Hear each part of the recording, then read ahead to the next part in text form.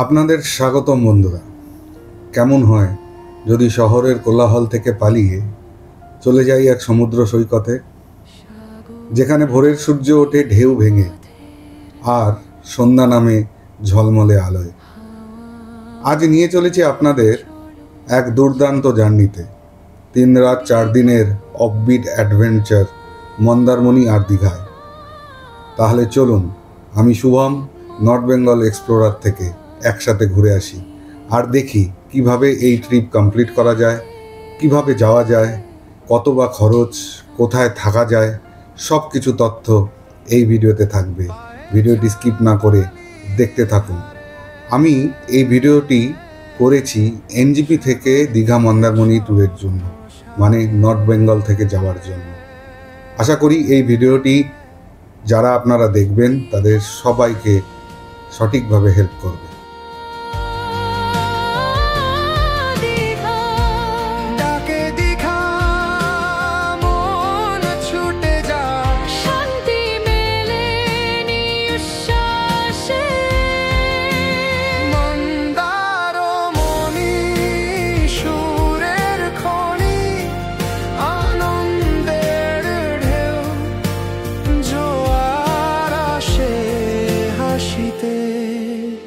Good morning friend, NJP থেকে live. কথা দিয়েছিলাম আগের ভিডিওতে, নতুন অনেক ভিডিও আসছে। তো এখন এনজিপি স্টেশনে ট্রিপটা সম্বন্ধে একটু বলে নিই। অ্যাকচুয়ালি যাওয়ার plan Mandarmani, Digha 3 night 4 day tour প্ল্যানের ভিডিও এই ব্লগে থাকবে, কিন্তু অনেক কিছু আছে এই ভিডিওতে। কেন জানেন? টিকিট কনফার্ম তো পাইনি, তো টিকিটের জন্য অনেক ব্রেক করে ট্রেন কাটতে হয়েছে। এখান থেকে তিস্তা তোর্সার একটা টিকিট কেটেছি মালদা অবধি, মালদা থেকে আবার বালুরঘাট থেকে একটা ট্রেন আসে হাওড়া, সেখানকার টিকিট, সেখান থেকে স্প্ল্যানেড যাব, স্প্ল্যানেড থেকে ভলভো ধরবো। চরম মজা হবে, এই ভিডিওতে আসবে। চলুন দুগ্গা বলে যাত্রা শুরু করি। এনজিপি থেকে তিস্তা তোর্সা ধরে প্রথম গন্তব্যস্থল মালদায়। তবে মালদায় যখন পৌঁছেছিল তখন 7:30 নাগাদ হবে, আর পরবর্তী ট্রেন আমাদের রাত্রি 10:30টায়। তো 3 ঘন্টা এখানে হল্ট। ফাইনালি বালুরঘাট থেকে হাওড়া যাওয়ার ট্রেন, বালুরঘাট হাওড়া এক্সপ্রেস এসে হাজির।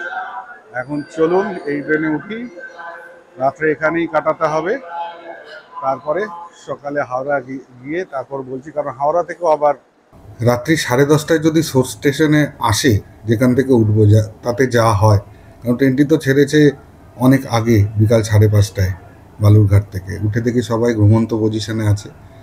যাই হোক, বেশি কিছু তো করার নেই, সেজন্য ভিডিও দেখালাম না। হট করে উঠে খাওয়া দাওয়া করে শুয়ে পড়লাম চুপটি।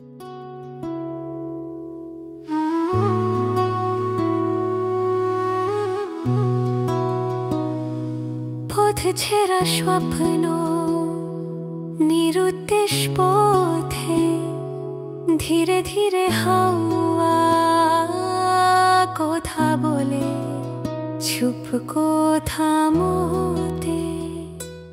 সকাল সকাল হাওড়া ঢোকার পর স্প্ল্যানেডে এসে এই অপেক্ষার টাইমটা কিন্তু খুব ইরিটেটিং। আমরা প্রায় 6:30 7টার মধ্যে এসে গেছিলাম ধর্মতলায়। যদিও ট্রেনের টিকিটে ভরসা নেই কখন ট্রেন ঢোকে, সেই জন্য আমরা বাসের টিকিট কেটেছিলাম 8:30টায়। অনেকক্ষণ লম্বা বসে থাকতে হয়েছিল। তারপরে যখন বাস আসলো তখন একটু শান্তি পেলাম, বাসে উঠে বসলাম। তবে রুটের সৌন্দর্য ভালো ছিল, জার্নিটা আমরা কিন্তু খুব এনজয় করেছি। এই চাউলখোলা মোড়, যারা মন্দারমণি যাবেন বাসে করে তারা এই মোড়টাতেই নামবেন। আর এই অটো একটা রিজার্ভ করা হলো, 200 টাকা নেবে আপনাদের রিসর্টে নামানোর জন্য। এবারে সোজা রিসর্ট, তারপরে আপনাদের দেখাচ্ছি রিসর্ট কেমন। যাক, কিভাবে আমরা রিসর্ট অবধি পৌঁছালাম মন্দারমণির, তা এতক্ষণ আপনারা দেখে সব বুঝে গেছেন। এবার চলুন, ভিডিও আগে দেখার আগে একটু বলে নেই আমাদের ট্যুর প্ল্যানটা কী ছিল। ডে 1 আমরা মন্দারমণি এসে পৌঁছেছি। মন্দারমণিতে থাকবো, বিকালে সানসেট এনজয় করব। তার পরের দিন সকালও আমরা মন্দারমণিতেই কাটাবো, এখানকার সমুদ্র স্নান বলুন, সমুদ্র যেগুলো স্পোর্টস অ্যাক্টিভিটি আছে সেগুলো করার চেষ্টা করব। রিসর্টটিকে উপভোগ করার চেষ্টা করব, কারণ রিসর্টের নিজস্ব সুইমিং পুলও আছে। আর এখন যেগুলো ভিডিওতে দেখছেন এগুলো সমস্তটাই ছিল ডে 2 এর, যেগুলো আমরা যে এনজয় করেছি সমুদ্রে ঝাপাঝাপি থেকে বলুন, সব কিছু কিন্তু ডে 2 এর ভিডিওতে। তো এই সমস্ত কিছু নিয়েই আমাদের আজকের ভিডিও। এখানে শেষ নেই কোনো আমি চলে যাই সূর্যোদয়ের সাথে, আমি চলে যাই। তবে যাই বলুন, সমুদ্র মানেই এক অন্যরকম অনুভূতি, বিশেষ করে বাঙালির কাছে। সে বাচ্চাই হোক বুড়োই হোক, 6 থেকে 60 সবার জন্যই এক আলাদা অনুভূতি। আর সকালবেলা ঘুম থেকে উঠে ব্রাশ করতে করতে সমুদ্রে নেমে যদি দেখেন এরকম মাছ ধরা চলছে সমুদ্রে, তাহলে তো অনবদ্য। আর এই মাছ ধরার পদ্ধতি কিন্তু আমাদের মতো মিঠে জলে মাছ ধরার মতো নয়, এরা যেন পুরো সমুদ্রটাকে ছেঁকে মাছ ধরছে। তো আমি বাধ্য হলাম আমার ক্যামেরা অন করে প্রত্যেকটি মুহূর্তকে ক্যাপচার করার জন্য। আর সত্যি বলছি, এখান থেকে আমি সম্পূর্ণটাই আনকাট রাখলাম, আনএডিটেড রাখলাম আপনাদের জন্য, যেটা আমি ডে 2তে সবচেয়ে বেশি এনজয় করেছি। এক উথাল পাতাল সমুদ্র, জোয়ার ভাটা চলছে, কখনো হোটেলের গেট অবধি জল, তো কখনো দূরে চলে যাচ্ছে, তার মধ্যে মাছ ধরে যাচ্ছে এই মাছুয়ারারা।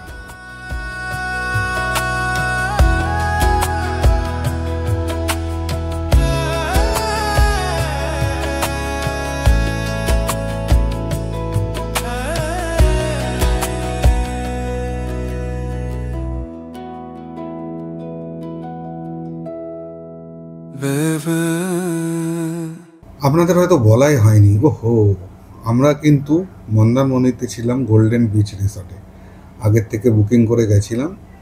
অ্যাভারেজ করে দেখেছি 1500 টাকা মাথাপিছু থাকা খাওয়া দিয়ে পড়েছে। আর সুন্দর একটা সুইমিং পুল আছে। সারাদিন আপনি সমুদ্রে ঝাপাঝাপি করার পর এই ফ্রেশ জলে যখন নামবেন, কীভাবে যে ঘন্টার পর ঘন্টা কেটে যাবে বুঝতেই পারবেন না। যখন পেটে সূচো ডন মারবে তখন বুঝবেন আরে অনেক সময় হয়ে গেছে, এতে কিছু খাবার খেতে হবে। আর খাবার কোয়ালিটিও কিন্তু এখানে খুব অসাধারণ ছিল, সে প্রত্যেকটি রান্নাই। সারাদিন সমুদ্রে ঝাপাঝাপির পর সুইমিং পুলে নামা এবং এই সুইমিং পুলে সময় কাটানোর পর দুপুরে সুন্দর খাওয়া দাওয়া করে সমুদ্রের ঢেউ গোনা এক আলাদাই অনুভূতি, যেভাবে পুরো দিন সেকেন্ড ডেটা আমি কাটিয়েছিলাম। দুরাত্রি যে কিভাবে চলে গেল ঠিক বুঝতেই পারলাম না। দুরাত্রি কাটিয়ে আজ 3য় দিনে পা দিয়েছি, আর 3য় দিনটা রেখেছি দীঘা সাইট সিনের জন্য। প্রথমে ভেবেছিলাম দীঘাতে 1 রাত্রি থাকবো, কিন্তু কি জানেন, এই মন্দারমণি রিসর্টটা প্রেমে পড়ে গেছিলাম, তাই পুরো দীঘা সাইট সিন করে আবার ফিরে এসেছিলাম। আর পথে যাওয়ার পথটা এত সুন্দর, যেটাকে মেরিন ড্রাইভ রোড বলে। যাওয়ার পথে আমরা দেখেছি তাজপুর, শঙ্করপুর হয়ে ওল্ড দীঘায় গিয়েছি, ওখানে খাওয়া দাওয়া করেছি। ওখান থেকে সোজা চলে গেছি তালসারিতে সমুদ্র বিহার করে ওখানে এক দ্বীপে গিয়ে তারপরে ফিরে এসে জগন্নাথ মন্দির দেখে আমরা চলে গেছিলাম দীঘা মোহনাতে। এগুলো সব দেখে ফিরে এসেছিলাম মন্দারমণিতে আবার রাত্রি যাপনের জন্য। গুড মর্নিং ফ্রেন্ড, 3য় দিন। আজ আমরা দীঘার উদ্দেশ্যে বেরিয়েছি। প্ল্যানিংয়ের অনেক চেঞ্জ হয়েছে, অনেক ঘটনা ঘটে গেছে ইন বিটুইন। কাল রাত্রে আমরা মন্দারমণিরই মার্কেটে যাওয়ার চেষ্টা করছিলাম, ওখানে আমার মা পড়ে গিয়ে হাত ভেঙে গেছে। সেই রাত্রে তো আর হলো না কিছু, ওখান থেকে আমরা আবার হসপিটালে গিয়ে এক্সরে করে, তো যেটা আজকে প্ল্যান ছিল এখান থেকে চেক আউট করে দীঘাতে থেকে কালকে দীঘা থেকে আবার রওনা, সেটা না করে আমরা আরেকদিন মন্দারমণিতে কন্টিনিউ করলাম, করে এখান থেকে গাড়ি নিয়ে দীঘার উদ্দেশ্যে বেরিয়েছি। যা সাইট সিন পরে সব দেখে দীঘা থেকে আবার মন্দারমণিতে এসেই রাত্রে থাকবো, তাহলে এখান থেকেই হাওড়া। এই গাড়িতে আমার সাথে সবাই আছে, কারো মুখে কথা নেই, কি কথা বলতে হয় জানে না। আর আমার সঙ্গে আছে, আপনার নাম? উত্তম বেরা, আমাদের আজকে সারথি। নিয়ে যাচ্ছে, ঠিকঠাক সব ঘোরাবে আশা করি। চলুন তারপরে সামনে দেখাই আর কি কি পরে। এই রোডটার নাম মেরিন ড্রাইভ, তাই না দাদা? হ্যাঁ, মন্দারমণি এটা মেরিন ড্রাইভ। এটাই মেরিন ড্রাইভ। জানি না কতটা মেরিন দেখা যাবে, তবে পাশে সমুদ্র আছে। কিছু কিছু জায়গায় মনে হয় সমুদ্রের কাছে আসবে না রোডটা। কিছু জায়গা মানে আপনার তাজপুর শঙ্করপুর তো কথা আছে, ওই যে এখন তো ওদিক না না, দিয়ে যাওয়া মানে এই রোডটা এই রোডটা সমুদ্রের কাছে আসবে না। আসবে না? আসবে না, আচ্ছা আচ্ছা আচ্ছা। না আমাদের ওয়াকিং ডিস্টেন্স দেখা যাবে, কিন্তু সমুদ্রের কাছে আসবে না। যেরকম তাজপুর থেকে শঙ্করপুর আপনার একদম পুরো সমুদ্রের উপর দিয়ে, সেটা আসবে না। ও, আচ্ছা আচ্ছা, চলুন। এই তাজপুর লাইট হাউস, এখানে বসার জায়গা থেকে আরম্ভ করে ঝর্ণা ফোয়ারা সবই আছে, কিন্তু আমি কাউকে দেখতে পাচ্ছি না গেটে টিকিট কাটার মতো, তো সেই জন্য করে আছি না। তবে জায়গাটা কিন্তু বেশ ভালো। এখানে মনে হয় থাকার রিসর্টও আছে, ছোটো ছোটো ঘর দেখতে পাচ্ছি। আপনারা আসলে এখানে আসবেন। আমি তো গেট খুলে এমনি ঢুকে পড়লাম, আপনারা দেখলেন। বাচ্চাদের খেলার ব্যবস্থাও আছে প্রচুর। এই হলো বন্ধুরা, ওয়েলকাম টু তাজপুর। এই আমার পিছে তাজপুর সমুদ্র বিচ, কিন্তু উথাল পাতাল সমুদ্র বন্ধুরা। এখানে সুন্দর থাকার খাওয়া দাওয়ার জায়গা আছে, ভাতের হোটেল। এই সামনে তাজপুর। আপনারা হয়তো শুনেছেন তাজপুরের লাল কাঁকড়া বিচ, কিন্তু লাল কাঁকড়া পাওয়ার সম্ভাবনা এখন নাই বললেই চলে, কারণ সমুদ্র এত উথাল একদম। खो जाए कहीं दुनिया से दूर, खुद में सिमटे। আজকে মনে হয় আমাদের লাল কাঁকড়া দর্শন দেবে না। এই সব লাল কাঁকড়ার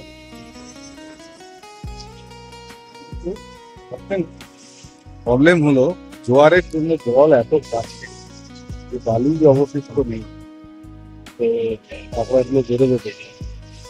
তো আপাতত তাজপুর থেকে খবর, এই খবর। কিন্তু হ্যাঁ, জায়গাটা বেশ ভালো। যারা মিলিজুলিতে চান সময় কাটাতে পছন্দ করেন, তারা অবশ্যই তাজপুর ডেস্টিনেশন নিতে পারেন।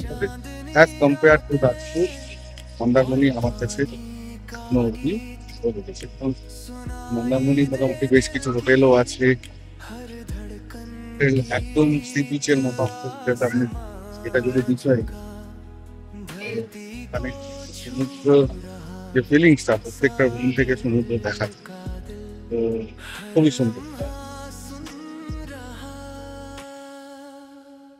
এই তাও যতটুকু সি বিচের আনন্দ করা যায়। তারাও আমাদের সাথে করুন।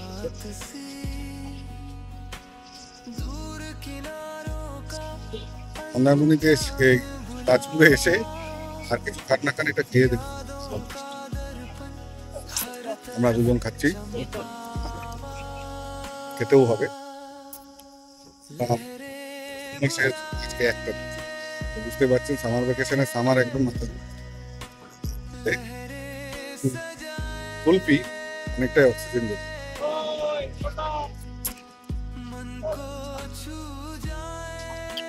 এই তাজপুর থেকে শঙ্করপুর যাওয়ার এই রাস্তাটা স্পেশালি সত্যি খুব সুন্দর, একদম মেরিন রোডের যথার্থ নিয়ম। নেক্সট স্টপেজ বন্ধুরা শঙ্করপুর। আমি এখন শঙ্করপুরে এসে গেছি। দেখুন এই শঙ্করপুরের ব্রিজটা একদমই অন্য রকম, অনেকটা মুম্বাইয়ের যে ব্রিজগুলো হয় ঠিক সেরকম পার বাঁধানো, বসার জায়গা করা। আর প্রত্যেকটা বসার জায়গায় এসে সমুদ্র যখন ঢেউ ধাক্কা মারে না, বিশেষ করে জোয়ারের টাইমে, এত সুন্দর লাগে, এক অনবদ্য অনুভূতি। তবে একদম সামনে বসাটা একটু রিক্সের, কারণ সমুদ্রের জোয়ারের সময় প্রচণ্ড টান থাকে এবং ওখান থেকেও সতর্ক করছিল, তাই আমরা পিছনের দিকেই এসে বসছি। আর এক সুন্দর মুহূর্তের সাক্ষী হয়ে রইলাম। এখানে আসার পরে। এখানেও থাকার ব্যবস্থা আছে, এখানেও আপনারা থাকতে পারেন, কোনো প্রবলেম নেই। लहरों की कविता এইসব সিটগুলো আপনাদের জন্য এখন কিছু ফাঁকা আছে, তাড়াতাড়ি টিকিট কাটুন। আর এই পায়ে এরকম সমুদ্রের জল এসে পা ধুয়ে যাবে বলছে, এত সুন্দর লাগবে। দেখুন সামনেগুলোতে তো বসার ক্ষমতা নেই, তাহলে স্নান করে যাবেন, তবে এই লেভেলের গুলোতে বসলে আপনার পা ধুয়ে দিয়ে যাবে। এই হলো শঙ্করপুর সি বিচ। আমি এখন শঙ্করপুর সি বিচে দাঁড়িয়ে আছি, তো এখানে আসুন, ভালো লাগবে। আমরা এই ট্রিপে মন্দারমণি থেকে তাজপুর, শঙ্করপুর, দীঘা থেকে আবার মন্দারমণিতেই থাকবো। তো সত্যিই খুব ভালো লাগছে।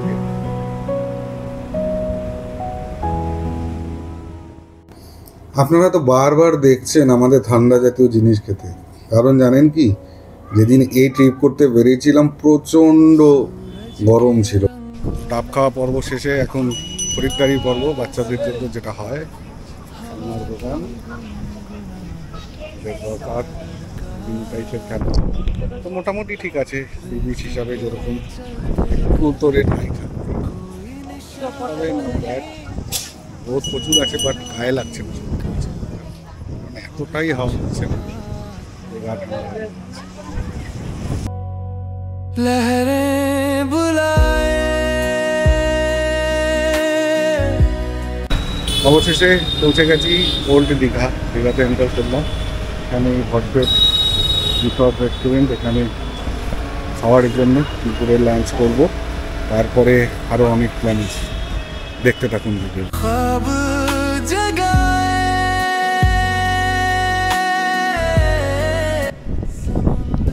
এখন তালসারিতে বন্ধুগণ, আমরা তালসারি আসলাম নেক্সট। শঙ্করপুরের পরে ওল্ড দীঘাতে খাওয়া দাওয়া করে এখন তালসারিতে। চলুন দেখি তালসারিতে কীরকম, এখানে একটা বোটিংও হয় যা শুনেছি। এবার দেখা যাক আগে সমুদ্রের জলের কন্ডিশন কী সেটা আগে।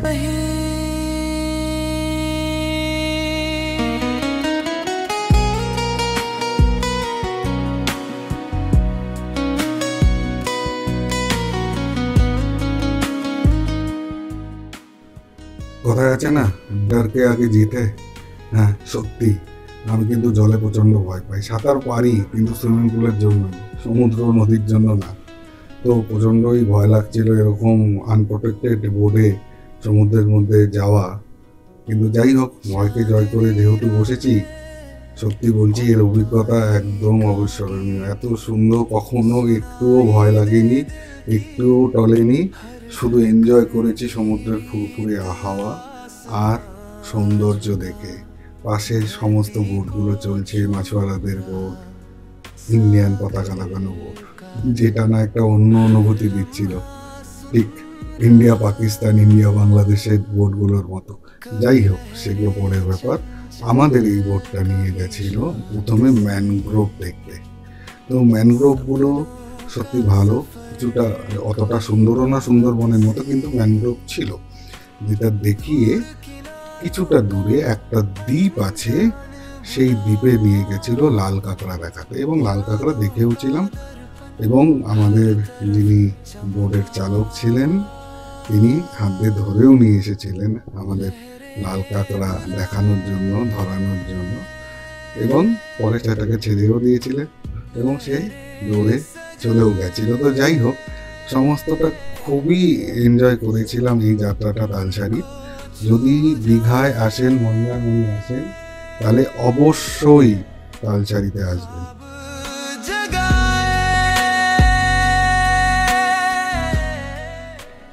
দীঘা থেকে তালসারি মাত্র 13 কিলোমিটার। আপনারা বাইক ভাড়া করেও দীঘা থেকে ঘুরতে পারেন, বা ছোট ওখানকার অটো করেও ঘুরতে পারেন। 1000-1200 টাকার মতো নেবে আপ ডাউন ঘোরার জন্য। তো আমাদের যে গাড়ি, মন্দারমণি থেকে আমরা এসেছিলাম একটা স্করপিওতে, তাকে এক্সট্রা আমাকে 200 টাকা দিতে হয়েছিল এই স্পটটা ইনক্লুড করার জন্য। সাধারণত মন্দারমণি থেকে দীঘা ঘুরে আসার সময় এগুলো থাকে না। डूबते सूरज का वो आखिरी पल, सागर की बाहों में दुनिया हो हलचल।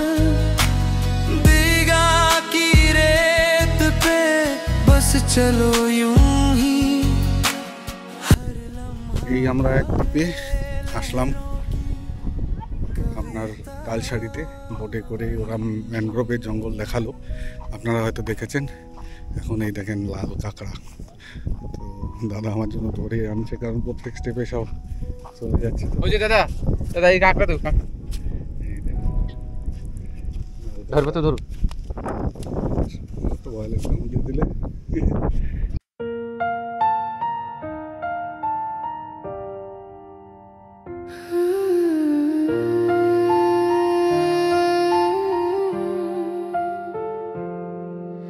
সাগর ডাকে পথের গান, হাওয়া বলে চলো যান দীঘা।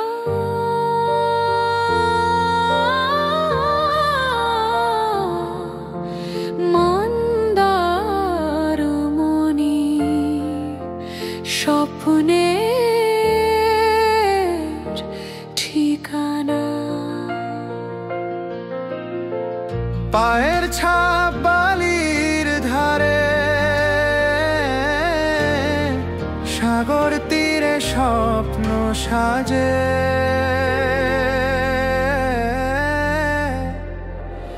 দীঘা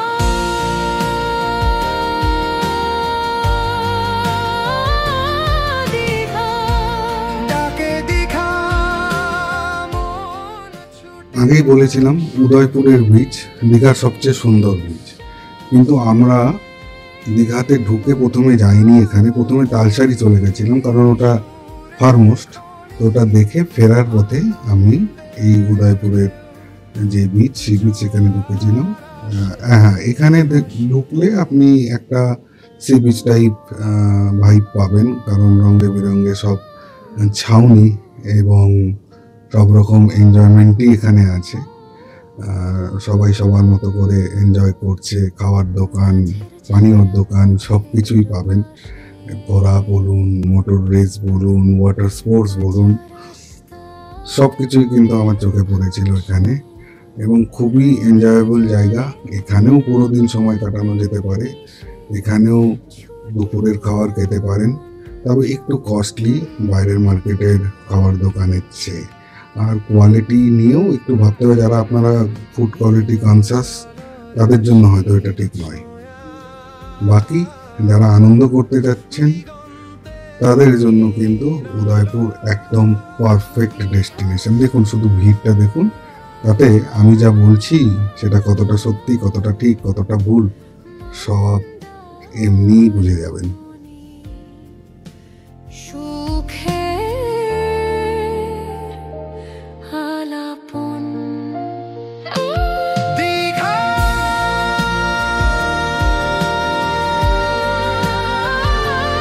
দীঘা ডাকে দীঘা মন ছুটে যায়। শান্তি মেলে নিঃশ্বাসে।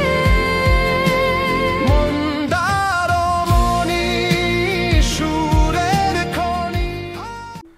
তালসারির সমুদ্র বিহার করে এরপরে চলে এসেছিলাম দীঘার জগন্নাথ মন্দির দর্শনে। সে এক মনোবদ্ধ নতুন অভিজ্ঞতা। যদিও মনে সবসময় কম্পেয়ার চলছিল পুরীর জগন্নাথ মন্দিরের সাথে, তবে এটা কিন্তু অনেক ক্ষেত্রেই পুরীর জগন্নাথ মন্দিরের থেকেও খুব ভালো জায়গায় স্থান পেয়েছে আমার মতে। যাওয়ার পরে যদিও প্রচণ্ড গরম ছিল, খালি পায়ে যেতে হয়, তো পাথর দিয়ে হাঁটাটা একটু কষ্টসাধ্য ছিল, কিন্তু আমরা যেহেতু প্ল্যানফুলি এমনভাবেই এটাকে রেখেছিলাম যেন সূর্য পড়ার পরেই আমরা যাই, তো মোটামুটি সূর্যাস্তের আগে আমরা ওখানে গিয়ে পৌঁছাই। তো আমরা সমস্তটা ঘুরে যখন দেখি এবং মূল গর্ভগৃহে প্রবেশ করি, তখন সত্যি মনটা এক আলাদা শান্তি পেয়েছিল।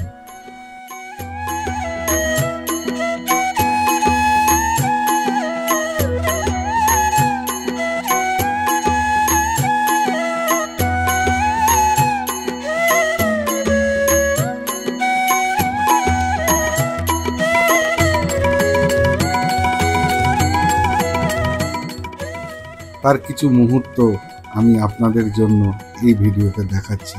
যদিও আমার একটা সেপারেট ভিডিও ব্লগ শুধু এই দীঘার জগন্নাথ মন্দিরের মধ্যে আছে, যার লিঙ্ক আমি দিয়ে দেব, সেগুলো কিন্তু একবার দেখবেন। আই বাটনেও থাকবে, ডেসক্রিপশনেও থাকবে।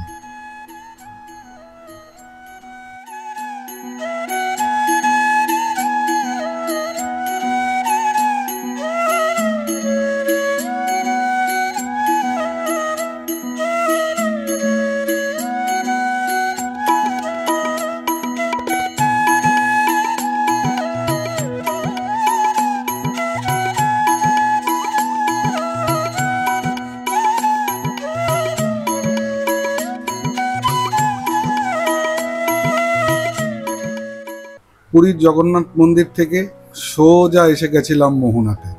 দীঘার মোহনা সবচেয়ে বেশি অ্যাট্রাকটিভ ট্যুরিস্ট স্পট। ঢুকতেই বড় বড় ইলিশ মাছের সম্ভার। মনে হলো একটা কিনে নিয়ে যাই, তারপরে মনে হলো আরে আমরা তো বাড়িতে নেই, রিসর্টে আছি, তাই কিনলাম না। অনবদ্য সুন্দর।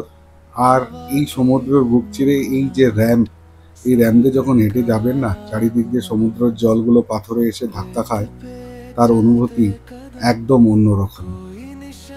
আর আমরা যখন এখানে এসে পৌঁছাই তখন চলছিল সূর্যাস্ত।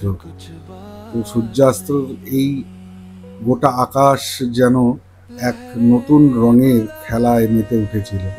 কিছুটা ক্যাপচার করার চেষ্টা করলাম এবং সত্যি যখন আমি এই ভিডিওটি দেখি, যখন এডিট করছিলাম, তখন বারবার করে মনে হচ্ছিল আবার কবে যাব। ख्वाब जगाए समुद्र की बाहों में खो जाए कहीं दुनिया से दूर। বন্ধুরা, এবার চলে আসি বাজেটের দিকে, যেটা বাঙালি ঘুরতে যাওয়ার আগে সবচেয়ে বেশি চিন্তা ভাবনা করে। আমাদের এই ট্রিপটা ছিল একটু লাক্সারিয়াস টাইপের, আমরা বাজেট টাইপের ট্যুর করিনি। তার জন্য আমাদের পার হেড ৯,৮৭০ টাকার মতো করে খরচ এসেছিল। তার ব্রেকআপ আমি এখানে দেখানোর চেষ্টা করলাম। তবে আপনারা যদি চেষ্টা করেন এটা ৭,০০০ টাকার মধ্যেও হওয়া সম্ভব।